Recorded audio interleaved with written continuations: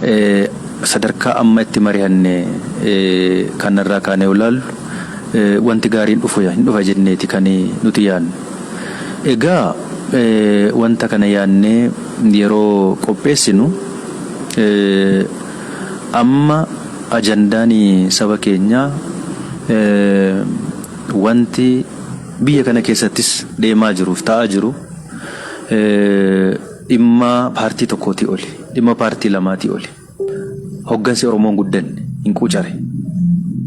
Sabatu nu bira darbe. Maaliif kaleessa qabsoon Oromoo gaafa jalqabu paartii tokko lamaan jalqabe har'a 20 ta'uun san guddate ton ta'in hin bittinnaa'e. Paartiin Oromoo akkasitti bittinnaa'uun Oromoon guddisu. Hin diiga, hin qooda waan ta'eef dubbiin kun dhaabatanii ilaaluu yeroo kamiyyuu caalaa har'a gaafata. Har'a nuti bosonatti gallee waraanuun baqannee biyya ormaa jiraachuun aangoo sakaaniif dhiisanii akkas godhuun yoo saba kana dabarsanii diiramaadhaaf kennuu yoo ta'e malee Oromoodhaaf qabsaa'uu nama hin taasisu amma booda. Erga qabsoon Oromoo qabsoo dhiiga lafee lubbuu ilmaan Oromoo fi qabsoo Oromoo bal'aadhaan daangaarraa bahee dhufee giddugala biyyaa arga galee giddugala biyyaa kana keessatti akka inni oolee bulu taasisuun dirqamadha. Sanaaf immoo waan amma nutti dhufaa jiru kanaaf waan amma keessa jirru kana qalbiin wal hubachiisuun barbaachisaadha. Waliin teenyee nuti toles nuti toluu baates ajandaan keenya ajandaa Oromoo erga ta'eetii waliin taa'anii haasa'uun baay'ee barbaachisaadha. Baay'ee barbaachisaadha. Maaliif qabsoon Oromoo guddateera. Oromoodhaaf wanti gaariin dhufee jira. Garuu immoo kanuma keessatti immoo har'allee namni keenya harkatti miidhamaa jira. Oromoon dararamaa jiru, Oromoon du'aa jiru. Gola Oromoo keessatti dhiigni Oromoo dhangala'aa jiru har'allee akka sallaayyootti kan laalamu miti. Yoo kuni nutti dhagahamu ta'e warra hooggantoota siyaasaa Oromoo warra mootummaa taanee biyya bushutti illee nutti dhagahamu ta'e salphina guddaadha kun yakka guddaadha.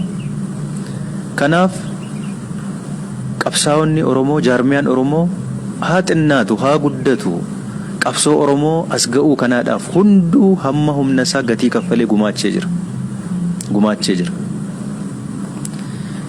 Qabsoo itti laffa'ee itti xaaree itti bututee asiin ga'e kana yoo mataan godhatu ta'e yoo firiin godhatu ta'e ijaan godhatu yoo ta'e sana jechuun Oromoo lafa dhaabee Oromoof tasgabbiin fidu jijjiirama fidu yoo ta'e gatiin qabu. Qabsoo akkasumaan itti dhama'amaa bahe waan ta'eef teenyaa laallu dubbii kana haa fixannu. Yoo nuti dubbii fixachuu baanne dhukkubni Oromoo nu gidduu jirti. Har'a diinni Oromoo hin jiru nutu deebinee diina Oromoo tahaa jira. Maaliif harka keenyatti erga dhiigni Oromoo dhangala'e erga lubbuun Oromoo darbe diinummaan Oromoo kanaa oliin jiru. Kanaaf fala Oromoodhaaf fiduudhaaf yoo ta'e nuti teenyee waliin haasa'uun fixachuun dubbiin kee fixachuun barbaachisaadha jennee waliin lafa jalas dhuunfaadhaanis waliin mari'ataa turre. Qalbiin gaarii jira dhugaa dubbachuudhaaf anaafis onnee natti horee jira. Ammas guyyoota darban kanas yeroo teenyee waliin mari'annu wal kasasoo kakaleessaa miti. Hunduu ofitti fudhateetu akkamitti saba kanaaf falahaa finnu kan jedhu rakkinaa fi wanna tokko tokkotti darbachuu bira dabarre qalbii gaariif miira gaarii waliin haasofnee jirra. Kun waan gaarii nu gidduutti biqilchee jira jenneeti kan dhaban. Wanti xixinnaan nu gidduutti keenya mee fidaa garaagarummaa keenya haafinnu jenne garaagarummaa baay'ee dhabne. Haafinnu jenne mee waanuma qabnu ati Oromoof maal yaadda? Ati Oromoof maal yaadda? Oromoon maal akka ta'u hawwita? Jedhamne hundi keenya kophaa kophaatti gaafatamne. Gaafa walitti finnu hunduu tokkoof tokko. Soo maaliree dhukkubni keenya nu gidduutti garaagarummaa kan fide? Ayidooloojiidha kan jenne hin dhabame. Lakki Oromoodhaaf karaa kanatu faayidaa fida. Karaan ati irra deemtu sirrii miti akkan jenne isas badaaban agarre. Erga kana ta'e maali garaagarummaan keenya? Kanaaf waan amma laallu tokko tokko waan tokko wanti nuti dhaabuu qabnu waan Oromoon hin barbaanne dura dhaabbachuu nurra hin jiraatu hundi keenya iyyuu. Inni warri mootummaa ta'anii jirrus warri paartii siyaasaa ta'anii jiranis. Oromoon alaabaa kanan barbaade hojii ta'e inni kan maaliif fuuldura dhaabata? Oromoon seera kanan barbaade hojii inni kan maaliif fuuldura dhaabata? Oromoonuu barbaade kun nu gidduutti wal dhabbee fiduun irra hin jiraatu. Garaagarummaa fiduun irra hin jiraatu. Dhimma guddaa, dhimma istiraatejik ta'e, dhimma egeree waliin kaachuutu nurra jiraata. Waan xixinnaa kanarratti garuu walii haa gallu jennee walii gallee jirra. Inni lammaffaan walitti qabamne sagal walii kakanneefis falliin dhufu. Sagal walii kakatameeyyuu meeqatu diigamaa dhufe seenaa qabsoo Oromoo keessatti. Amma waan nuti qabanne kana jaallannes jibbines yoo jaarmiyaan Oromoo gara tokkotti dhufe yoo danda'e adda cimaa tokko qabaachuu inni har'a ta'amoo bor ta'an hin beeku deemsatu fida. Yoo namni waliin haasa'aa garaa wal baraa poolitikaa jechuun wal amananii waliin hojjechuu yoo walitti dhufne akkasitti waliin haasaa deemne sababitti nu waliin amanneef hin jiru wal amannee dantaa Oromoodhaaf waliin hin hojjenne hin jiru. Yoo ta'e Oromoon adda cimaa tokko qabaachuutu irra jiraata har'a. Oromoon dhuguma biyya kana keessatti sarvaayiv godhe Oromoon biyya kana keessatti firasaaf diinasaa adda baasee baree waan isaa malu argatee jiraachuudhaaf tokko ta'ee deemutu irra jiraata.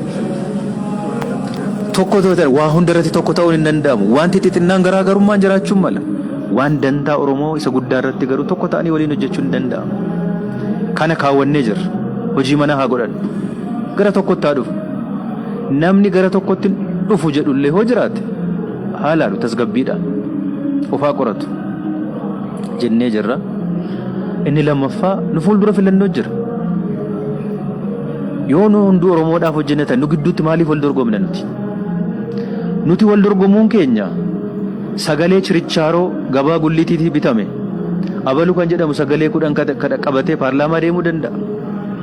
Abalu kan jedhamu paartiin tokko sagalee 5 qabatee paarlaamaa deemuu danda'a. Sagalee 10s 20s qabatee paarlaamaa deemuun waggaa 5f mormaa ta'e iyyuu danda'a malee mootummaa ta'uu hin danda'u. Mootummaa ta'uu hin danda'u. Sagalichi garuu sagalee Oromooti. Kan nuti mootummaa ta'uu danda'u sagalee Oromoo irraa argame tokko goone kan Oromoo tokkoomsuu danda'u kan Oromoof gaachana ta'uu danda'u protect godhuu danda'u gochuu danda'utu nurra jiraata. Wanti yaadaa walii galu wal gidduutti yoo gara tokkotti deemsa keessa walitti finna gara tokkotti dhufuun har'a dhalachuu hin danda'u. Bishaachuu qaba. Qalbiin taa'ee mari'achuu qaba namni. Seenaa duuba deebi'ee qorachuu qaba. Waan egereellee istiraatejii waluu qabaachuu qaba. Sanaan dhufuu qaba jennee amanna. Ammallee kanatu ta'utu irra jiraata. Malee chirichaaroodhaan paartii 20f 30 qabannee Oromoo protect godhuu hin dandeenye. Haa ta'uti garuu wanti ji'a muraasa booda nuti godhuu dandeenyu qalbii kanaan miira kanaan amma jalqabne kanaan yoo waliin hojjenne Oromoo center of violence isaa amma dhimma filannoo kana keessa maaliif namni nu jalaa miidhama? Maaliif rakkan? Wanti kanaa olis dhalachuu hin danda'a. Deemee immoo aangoo biyya kanaa jechuun sagaleedha. Sagaleen murtaa'a. Sagaleen Oromoo akkaniin harcaane akkaniin bittinnoofne maal gooneeti tokko taane maqaa adda addaa yoo qabaanne tokko taane akkamitti Oromoo protect goona kan jedhu ammallee irratti waliin haa hojjennu. Nu gidduutti wal falmiinii fi wannoon akkasii jiraachuun irra hin jiraatu. Keessumaa waan Oromoo miidhu nurra hin jiraatu kan jedhu qalbii gaarii